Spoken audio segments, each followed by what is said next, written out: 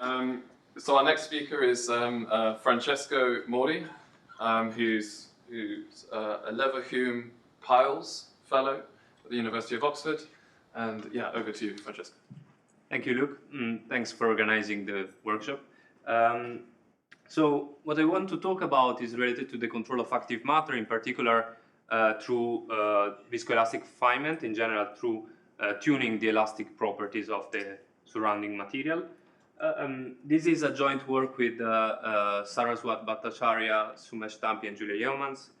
And so the general setup is that of active matter. Here I just wanted to show 3 examples of active materials in 2 dimensions.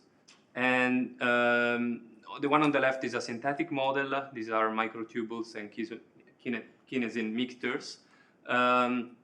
These are bacteria, and these are on a larger scale vibrated granular rods. And these are quite different systems, but they have in common the activity. So there's a local injection of energy. And there's also another commonality, which is that they are chaotic. And this kind of behavior is now referred to as active turbulence. And it's a kind of general feature of this kind of fluids. And it's an interesting phenomenon because this is, these flows actually are driven by the activity itself. So you don't really need to apply a pressure gradient to the fluid to get a flow, but the flow is sustained by the energy consumption on the local scale. Which is a very interesting idea, but the problem is that these flows are typically chaotic. So people are starting to think about how to control these flows maybe into a well-behaved unidirectional flow. And the framework I will consider is that of active nematics, so which are active systems composed of rod-like objects. And at high enough density, these objects will tend to align in a preferred direction. And I will describe this system with a hydrodynamic theory. So I will have a director field, which in a way describes the local orientation of these rods, and a velocity field, which will satisfy a generalization of the Navier-Stokes equation, which describes just the local velocity. And the equations are quite complicated. I just wanted to give the main intuition of how these 2 fields interact. And the first idea is that, so these are rod-like objects. So whenever you have a gradient in velocity, this will tend to rotate them. So gradients in the velocity will change the orientation field, which will enhance gradients in the orientation field itself. And the crucial ingredient of activity is that now if these units are misaligned, since they are active, they will produce flows around them. And whenever there is a gradient in the alignment, these flows will generate an additional flow. So gradients in the orientation will generate a change in the velocity field. And this is mediated through the activity, which I will quantify through a scalar parameter zeta. And so you get a feedback loop.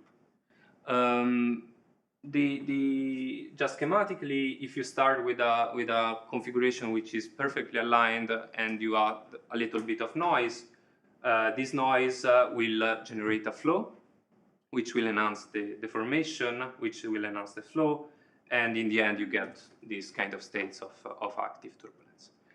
And there have been different ideas to transform this into a kind of well-behaved flow. A first idea is to confine active nematics in a channel. And this was first considered almost 20 years ago by Voiturier and collaborators. And so now you have a 2-dimensional system, but in 1 dimension you confine, you have a rigid channel. And what happens in this case is that the dynamical state that you get really depends on the activity of your system.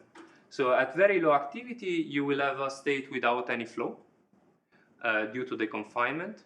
But if you increase the activity, there is a critical value beyond which you will get a transition and you'll get a unidirectional flow in 1 direction or the other. And this transition is known in the literature as the spontaneous flow transition, because it emerges spontaneously due to the activity of the system itself. Then if you increase the activity even more, you'll get to a state of active turbulence. And here I'm thinking about the activity as a control parameter, but you can also use the width of the channel as your control parameter. So if you have very narrow channels, you don't get a flow. For wide channels, you get active turbulence, and somewhere in between, you'll get unidirectional flow. And this has been recently tested in experiments done by the groups of Lopez Leon in Paris and Ignace Mouillon and Sagües in Barcelona. And they considered, again, this synthetic model that I showed in the first slide, confined in a ring-like channel of different widths. And if you take a narrow channel like the one on the left, what you get is still a bit chaotic, but you do get a kind of non-zero transport across the channel. While if you increase the width of the channel, what you get is active turbulence. So there's no real transport across the channel. And so in a way, what we learn from this is that if you confine the system in a channel, you can control its behavior in space. You can get this kind of coherent flows in space. What about controlling it also in time? There was another recent experiments done by the group of Wu in Hong Kong in collaboration with the group of Marchetti in Santa Barbara, where they have again some kind of two-dimensional system confined in a circle, and these are E. coli bacteria, and what they get is I will play the video in a second, is a kind of giant vortex rotating in one direction or the other. But the crucial point of this paper is that what they did is that they added to the solution bacterial DNA. And what the DNA does is that it will add viscoelastic properties to the fluid in where the bacteria live. And this will change the behavior of the system, meaning that this vortex will start rotating clockwise, but after a while, due to the elastic properties of the medium, it will stop and it will switch the direction of rotation, starting to rotate counterclockwise. Maybe it's not too easy to see. Can you see it? Kind of. So it's going one way, and after a while it stops and it goes the other way. And so this was a first indication that maybe adding viscoelasticity or elasticity to your system could allow you to also control the temporal behavior of your system. And beyond the idea of control, there are other reasons to study active matter within a viscoelastic environment. First of all, there are many examples in biology of active materials interacting with the viscoelastic surrounding. For instance, a cell always interacts with its extracellular matrix, which is a viscoelastic material. And also there exist experimental techniques to test this interaction, in particular traction force microscopy, which is used to measure how forces are applied between one cell and the other, but could be used also to probe kind of ideas of how the elasticity of a medium would change the dynamical state of an active material. So what we did is we wanted to consider a minimal setting. So we considered, we went back to the example of a two-dimensional channel, and instead of having rigid walls, we consider viscoelastic walls. So I will get into the details of what the yellow part is. The blue part is just active nematics. So I have an inner channel of size 2L, and the whole thing is the size of the whole thing is 2 beta L, and the yellow part is the viscoelastic part. And at the two extrema, below and above, I have a rigid wall. Sorry, one question. So when you say just active nematics in the middle, so how does it compare to the model that? I mean, I guess here it's important also the orientation. They have alignment in orientation? Yes, yeah, alignment in orientation. alignment in orientation. And it's like hardcore ellipsoids? We describe it as an hydrodynamic level, but you could get it from arc or ellipsoids, yes. With generates flow, so there are also hydrodynamic interactions. Right, so now I have an additional field, which will be the deformation field in the viscoelastic part. And this model was previously studied in a slightly different setting, but very similar in this previous paper by the group of Julia. And what they observed is that indeed, in this case, you do get some well-behaved oscillations, but they only observed the oscillations when they had oscillating activity. So the activity itself in their model was changing in time. And the question remained of whether or not you can get oscillation just by considering constant activity. So as an emergent, as a resulting feature of the coupling between activity and viscoelasticity without adding a time scale in the activity itself. So just to keep things simple, let me consider just the case of an elastic medium, and then I'll go back to viscoelastic. So now it's really just a linear elastic solid above and below. And in the linear setting, the equations will look like this. So if I linearize around a state where the orientation field is perfectly aligned, so I look at a perturbation of this kind of stable state, and I linearize, this is what I'll get. So the yellow part is just described by a linear elastic solid, ρ2 is the density, and E is the elastic modulus. And within the elastic channel, I have a parameter K, which will just describe the elastic energy of the formation of the director field. Just so if K is very large, these things just want to be aligned more. And then I have, again, a density ρ1, the viscosity θ1, and the activity term, which couples the orientation to the velocity field. And what I want to know is what's the critical activity for this model. So the activity beyond which this stable state will become unstable. This initial state, fully aligned, becomes unstable. And so beyond this activity, you'll see a flow in the system. And we already know two limits. We know the limit of when the elastic modulus goes to infinity. So this part of the graph, which is the dashed line, and that's exactly what was computed in the paper, the original paper by Voiturier, because if the elastic modulus goes to infinity, you get a rigid confinement. And the other limit, which we know already, is the limit it goes to 0, because that's like confining with an envisaged fluid. And that was already also in the paper, actually. And so we have two values of the activity. Of course, if you have an envisaged fluid confinement, you need less activity to start a flow. But in general, we don't know what's happening in between. And what we found is that there is a critical elastic modulus, beyond which the critical activity is exactly the same as what you get for a rigid wall. And beyond this critical value, there is an explicit dependence of the critical activity on the elastic modulus. This looks linear, but it's not.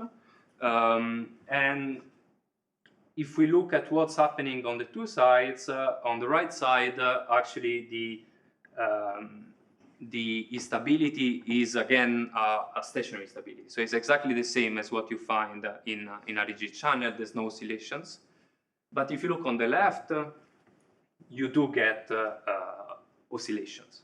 So if you fix the elastic modulus here and you you increase the activity, you will go through an op bifurcation, and your system will display oscillations, and of which I will explain the mechanism in a minute. And if you now take the full equations and you do numerical simulations using lattice-Boltzmann, you can confirm this result. And below the line you have a state of no flow. Above this slope you have a periodic flow with flow reversals. I will show it in a minute. And on the right you'll get a steady flow without oscillations. So let's look at what would happen on the part with the periodic flow. So this red line describes the deformation field of the elastic wall, while this blue line describes the velocity field inside the channel. And so here at the initial time, we have a very small velocity field inside the channel and no deformation. And what happens is that due to the activity of the system, a flow will develop. And this flow, you will see, will drive the deformation of the walls, which will start to push back and slow down the flow inside the channel. And it turns out that if you are in the right regime of parameters, once the flow inside the nematic channel dies out, there will be enough elastic energy remaining in the walls to create a flow in the opposite direction. And this is the basic mechanism of the oscillation. So here there is the elasticity of the wall is pushing actually the flow in the opposite direction. And this is the basic idea. So you can create oscillation just by coupling the activity of the channel with the elasticity of the walls. And we can derive an exact formula for the critical value of the elasticity. And the crucial point is that you can change this value EC by changing the size of the walls, which is controlled by beta, which is the relative size of the wall to the channel. If you're using a material with a given elastic modulus, you could increase the size of the channel to make it oscillate. And if you look at the period of the oscillations, these will look like this. So it will diverge actually when the elastic modulus goes to 0 and when it goes to EC. So if you follow the critical line changing E, you will go through, on this side, an infinite period bifurcation. And it actually diverges as 1 over square root of E. So also in this case, you can think that this is just, for me, a proof of concept that you can actually change the period of the oscillations by changing the material properties of the surrounding. So this is just to say that in principle you could control your system by tuning the material properties, and there might be ways to do this experimentally. So far I've only considered elasticity, but I started at the beginning talking about viscoelasticity, so let's go back to that. And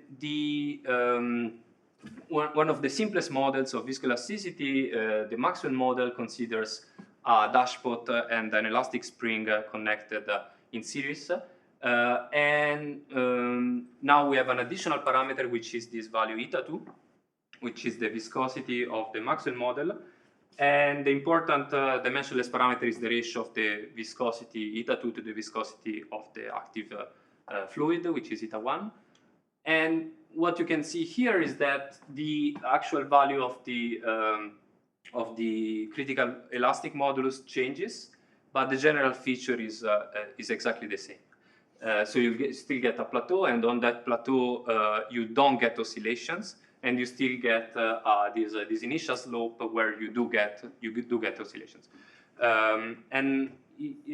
So the result. So if you have viscosity, the region, and in a viscous fluid, in a viscoelastic fluid, because the Maxwell model will have elastic-like properties at short time scales and viscous properties at long time scales.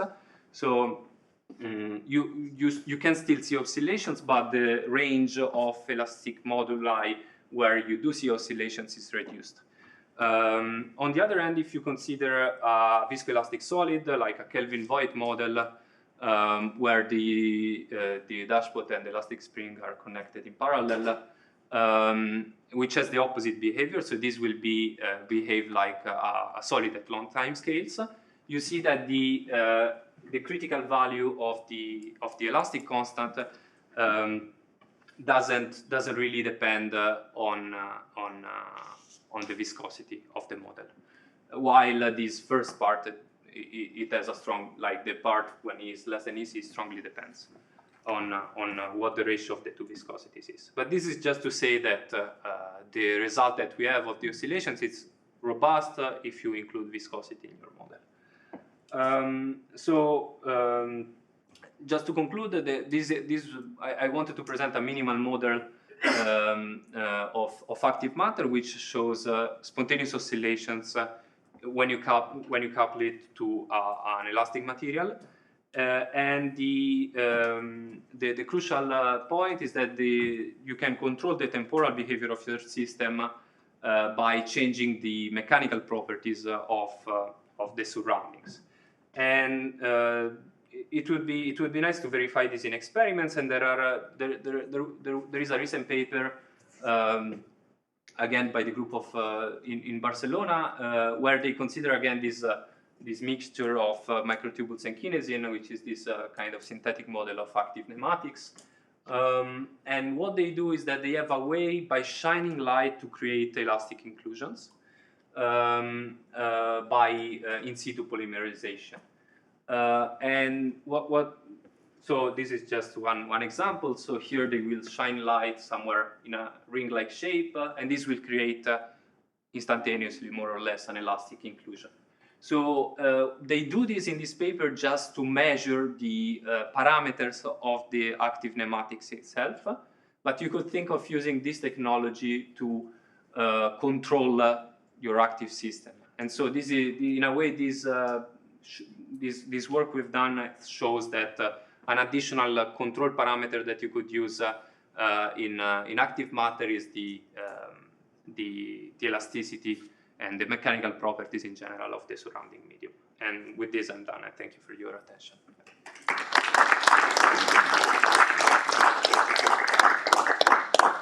Thanks, Francesco. Any questions? On this experimental part, so these kind of microtubule systems, they would typically be in a cell, which is a very viscoelastic environment. So do you think this has any biological relevance, or could be seen like an in vivo experiment?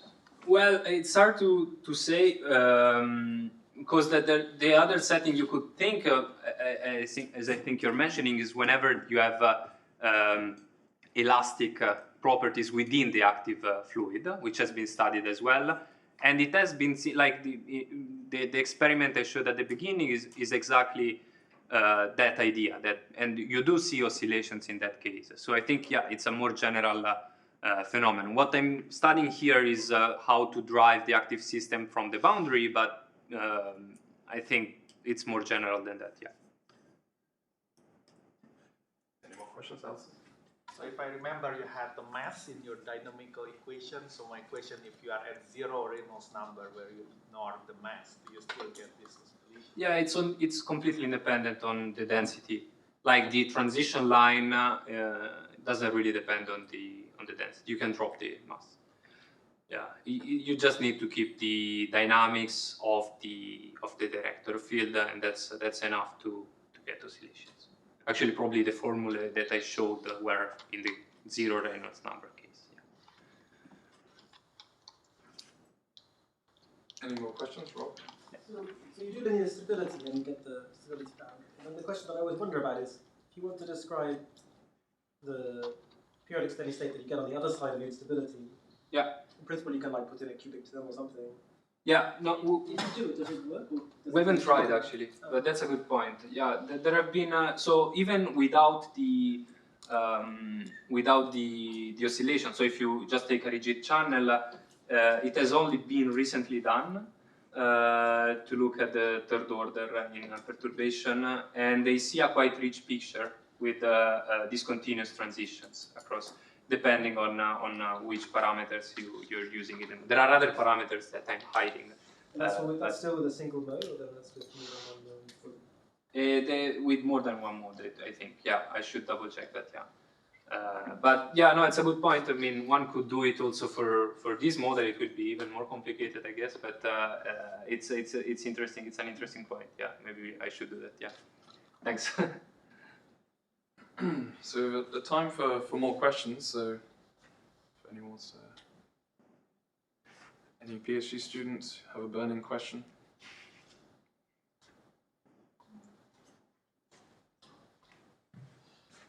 So I guess yeah, more of a broader vision question.